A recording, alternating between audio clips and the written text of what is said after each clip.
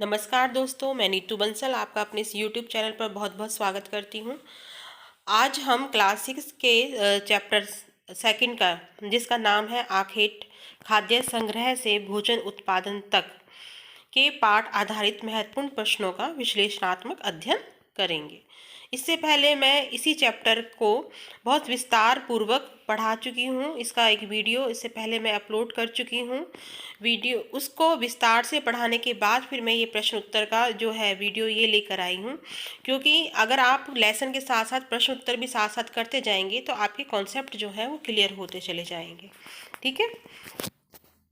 और एक बात और, अगर आपको ये वीडियो अच्छा लगता है तो आप इसको लाइक एंड शेयर ज़रूर कीजिएगा। चलो चालू करते हैं।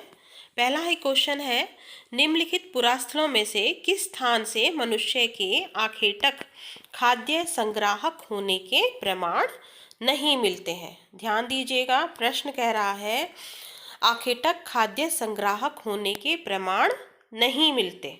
ठीक है। ऑप्शन दिए हैं भीमबेटका, चिरांद, हुसंगी, कुरनूल गुफाएं। ठीक है।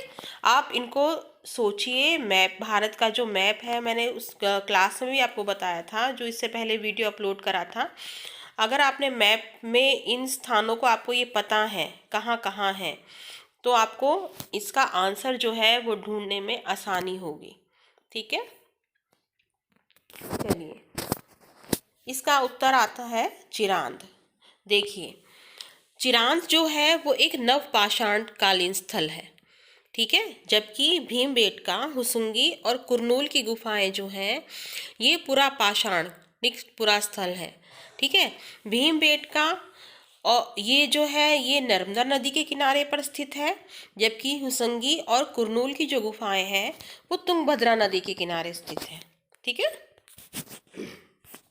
सेकंड क्वेश्चन देखिए, निम्नलिखित पुरास्थलों में से कौन से नवपाषाण पुरास्थल हैं।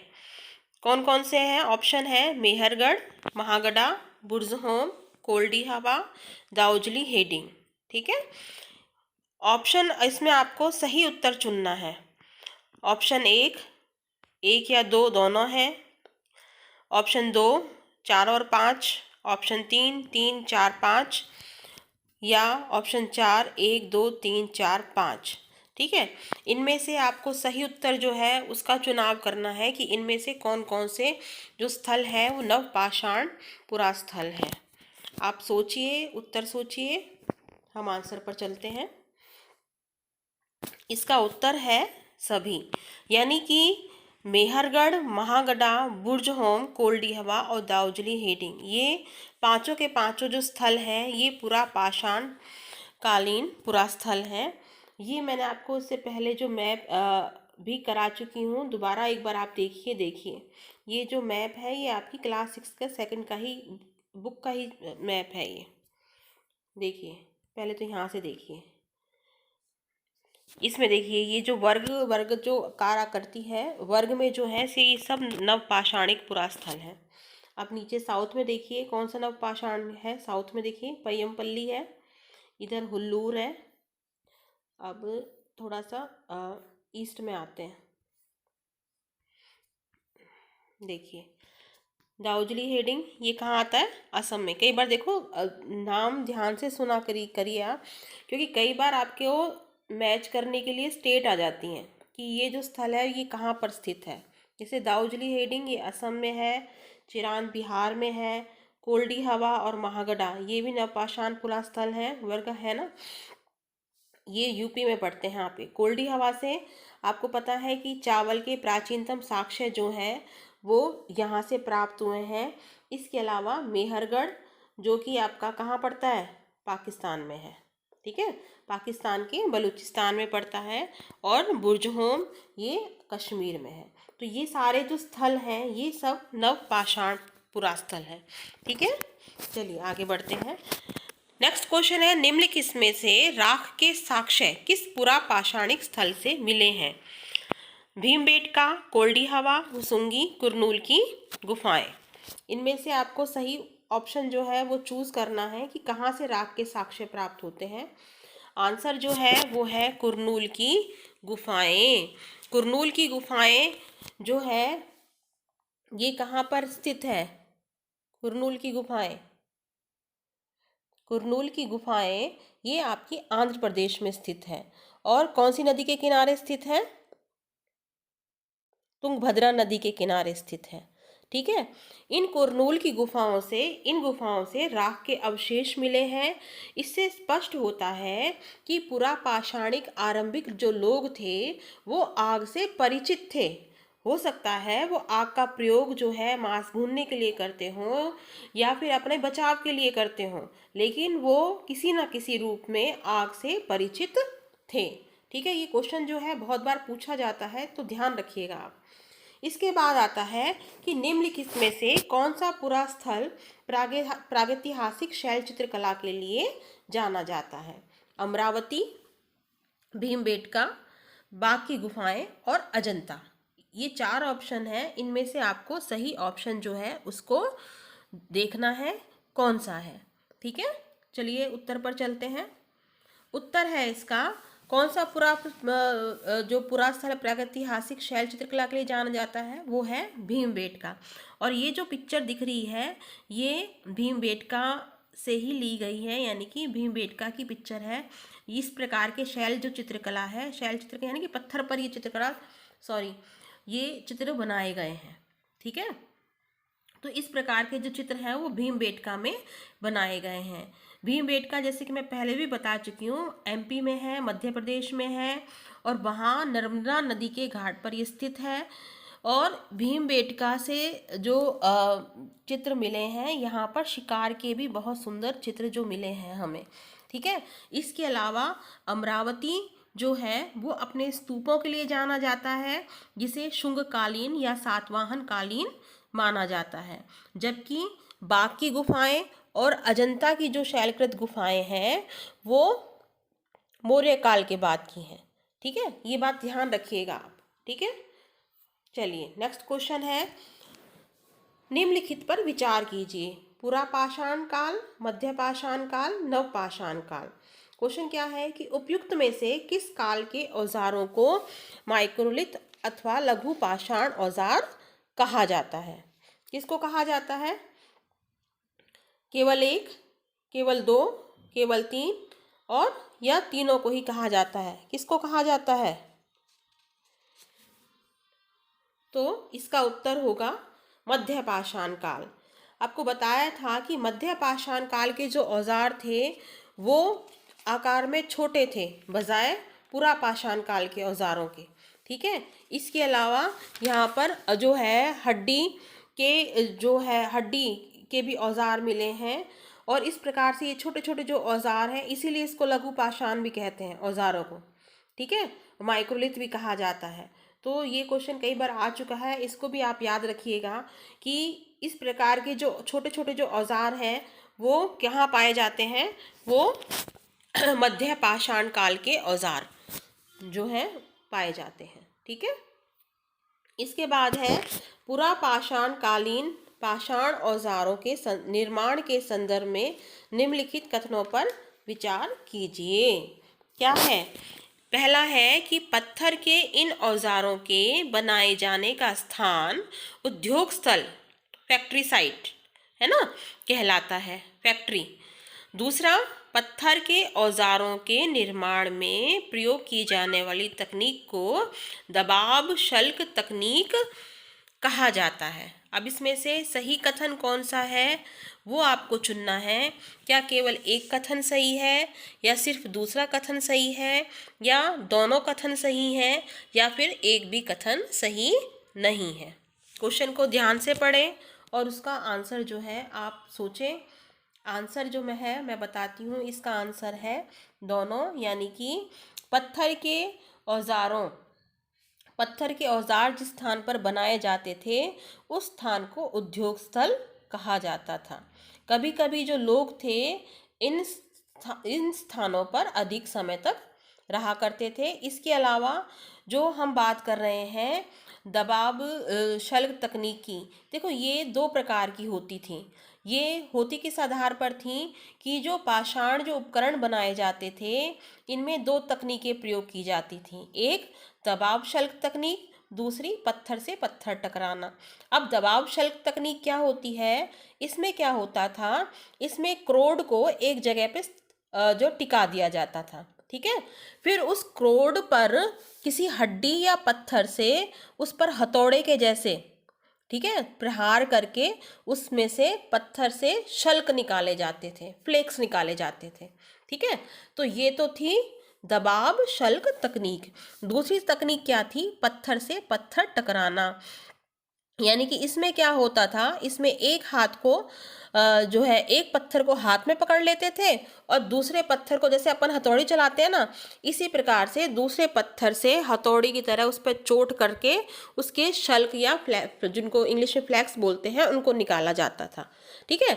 तो इस तरह से दो तकनीकों का जो है उपयोग किया जाता था पत्थर के औजार बनाने में, ठीक है। उम्मीद करती हूँ ये आपको समझ में आया होगा। तीसरा क्वेश्चन क्या है, फिर नेक्स्ट क्वेश्चन है, मध्य पाषाण युग में जलवायु परिवर्तन से आए नए बदलावों के संदर्भ में निम्नलिखित कथनों पर विचार कीजिए।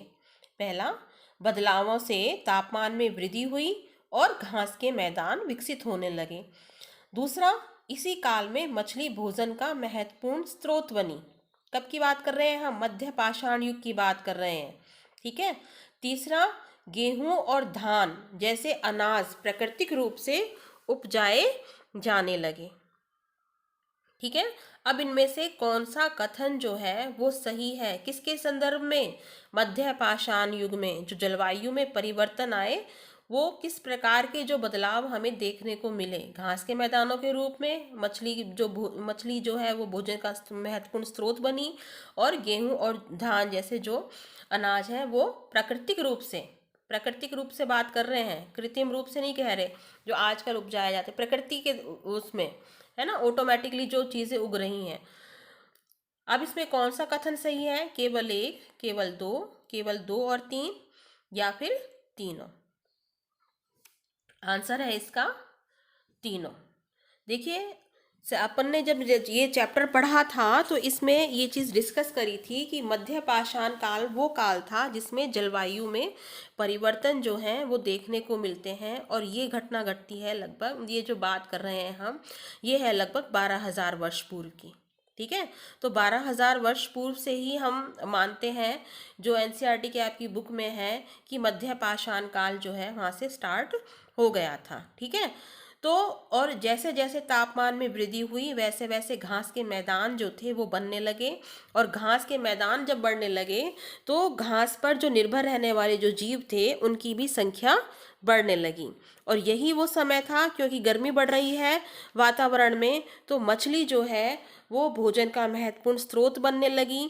फिर गेहूं और धान जैसे प्राकृतिक रूप से उगने वाले जो अनाज थे, लोगों ने इनको भी इकट्ठा करना अब चालू कर दिया, साथ ही साथ इनको खुद भी उपजाना चालू कर दिया, ठीक है। कब की बात हो रही है, मध्य पाषाण युग की। फिर है, मानव सभ्यता के आरंभिक काल को पुरातत्वविदों ने सुविधा के अनुसार 3 भागों में बांटा है, ठीक है। निम्नलिखित में से कौन सा उन 3 में नहीं आता, आपको बताना है कि कौन सा उन 3 कालों में नहीं आता है, ठीक है। पुरापाषाण काल, मध्य पाषाण काल, नवपाषाण काल और महापाषाण काल। क्या उत्तर होगा, महापाषाण काल, ठीक है। पुरापाषाण काल जो है वो पुरातत्वविदों ने माना है 20 लाख वर्ष पूर्व से लेके 12,000 वर्ष पूर्व के दौरान, जबकि मध्य पाषाण काल जो पुरातत्वविदों ने माना है वो 12,000 वर्ष पूर्व से लेकर 10,000 वर्ष पूर्व तक माना है, जबकि नव पाषाण काल जो माना है उसकी शुरुआत पुरातत्वविदों ने जो मानी है वो 10,000 वर्ष पूर्व से मानी है, जबकि मध्य पाषाण काल को पुरातत्वविदों ने इन तीनों में शामिल नहीं किया। महापाषाण काल को, महापाषाण काल जो है इसका संबंध जैसे पिक्चर में दिख रहा है, ये दक्षिण भारत के बड़े शिलाखंडों से बनी समाधियों से इसका संबंध है, और इसका जो टाइम पीरियड आता है वो 500 ईसा पूर्व से 100 ईसा पूर्व तक का आता है, ठीक है। इसलिए इनका यानी कि अगर हम इसको माने आज के संदर्भ में, अगर हम माने आज से, जैसे 2200 चल रहा है ना अब, तो आज के संदर्भ से माने तो हम मोटा मोटी ये मान के चलते हैं कि 2000 जो वर्ष है, वर्तमान का जो वर्ष चल रहा है 2000 चल रहा है, मोटा मोटी अगर मान के चलें तो आज से वर्तमान से लगभग 2500 वर्ष पूर्व से 1900 वर्ष पूर्व तक का इसका जो काल है वो माना जाता है, किसका? महापाषाण काल का। ठीक है। फिर क्वेश्चन है कि भारत में शुतुरमुर्ग के साक्ष्यों के संदर्भ में निम्नलिखित कथनों पर विचार कीजिए। पहला है, भारत में शुतुरमुर्ग होने के प्राचीनतम प्रमाण जो है नवपाषाण युग से प्राप्त हुए हैं। दूसरा है, आंध्र प्रदेश के पटने नामक पुरा स्थल से शुतुरमुर्ग के अंडों के अवशेष मिले हैं। तीसरा है, प्रागैतिहासिक काल में शुतुरमुर्ग के अंडों के छिलकों पर चित्रांकन और उनसे मन के बनाए जाने के हमें प्रमाण मिले हैं। अब इसमें कौन सा सही है वो आपको चूज करना है। आप सोचिए और आंसर दीजिए। अब हम आंसर पर चलते हैं। आंसर है इसका केवल इसका तीसरा सही है। तीसरा यानी कि सिर्फ यही सही है कि शुतुरमुर्ग के जो अंडे हैं, प्रागैतिहासिक काल में शुतुरमुर्ग के जो अंडे थे उनके छिलकों पर चित्रांकन और मन के बनाए जाने के प्रमाण मिलते हैं। जबकि पहला और दूसरा ऑप्शन जो है वो गलत है। क्यों गलत है? क्योंकि भारत में शुतुरमुर्ग के होने के प्राचीनतम जो प्रमाण हैं वो नवपाषाण काल के नहीं है। वो कब के हैं? वो पुरापाषाण काल के हैं। ठीक है। और ये जो प्रमाण मिले हैं वो आंध्र प्रदेश के पटने से नहीं, पटना जो है, पटने जो नाम का जो स्थल है वो महाराष्ट्र में स्थित है, आंध्र प्रदेश में नहीं है। ध्यान रखिएगा। ठीक है। इसी प्रकार से क्वेश्चन जो है वो घुमाए जाते हैं। पटने जो स्थल है वो आंध्र प्रदेश में नहीं है, वो महाराष्ट्र में है, इसलिए ये दोनों गलत है। ठीक है। नेक्स्ट क्वेश्चन है, हुसुंगी से पुरापाषाण युग के निम्नलिखित कथनों पर विचार कीजिए हुसंगी के संदर्भ में। ठीक है। हुसंगी से पुरापाषाण युग के कई साक्ष्य जो है प्राप्त हुए हैं। दूसरा है, यहाँ से जो प्राप्त अधिकांश औजार बलुआ पत्थर से बनाए जाते थे। उपयुक्त में से आप बताइए इन दोनों में से सही कौन सा है? क्या सिर्फ पहला सही है या दूसरा सही है? सी ऑप्शन सही है जिसके यानी कि पहला और दोनों ही कथन सही है। डी है ना तो एक ना ही दो, यानी कि दोनों में से कोई भी सही नहीं है। अब आपको ऑप्शन चूज करना है और बताना है। देखिए आंसर है इसका केवल एक, यानी कि पहला जो कथन है वो सही है, बाकी दूसरा जो कथन है वो गलत है। क्यों गलत है? पहला कथन सही है बिल्कुल कि हुसंगी से पुरापाषाण युग के कई साक्ष्य प्राप्त हुए हैं, इसका हमने आगे भी जिक्र किया था। ठीक है। जबकि यहाँ से जो औजार मिले हैं वो बलुआ पत्थर के नहीं मिले हैं, वो किसके मिले हैं? चूना पत्थर से। ठीक है। चूना पत्थर से जो है ये औजार बनाए जाते थे, बलुआ पत्थर से ये औजार नहीं बनाए जाते थे, इसलिए ध्यान रखिएगा। इसलिए ये ऑप्शन आपका गलत है। ठीक है। चलिए धन्यवाद। ये कुछ क्वेश्चन थे जो आपके इस लेसन से संबंधित थे। अभी मैंने इस लेसन को, क्योंकि लेसन बड़ा था और इससे जो क्वेश्चन थे वो भी ज़्यादा बन रहे हैं, तो मैं अभी सिर्फ इतने ही क्वेश्चन लेके आई हूँ। नेक्स्ट जो वीडियो है उसमें बाकी बचे क्वेश्चन लेके आऊँगी। आप इन प्रश्नों को ज़रूर से ज़रूर सॉल्व करें, इनको हल करें, ध्यान दें, एक एक लाइन पे ध्यान दें। इनसे आपका कॉन्सेप्ट क्लियर होगा हिस्ट्री का। ठीक है। और अगर आपको ये वीडियो पसंद आता है तो इसको लाइक और सब्सक्राइब ज़रूर करें, शेयर करें। और अगर आपको मुझे कोई सजेशन देना है तो आप बेझिझक होकर मुझे कमेंट सेक्शन में आप मुझे लिख सकते हैं। ठीक है। अच्छा लगेगा। Thank you.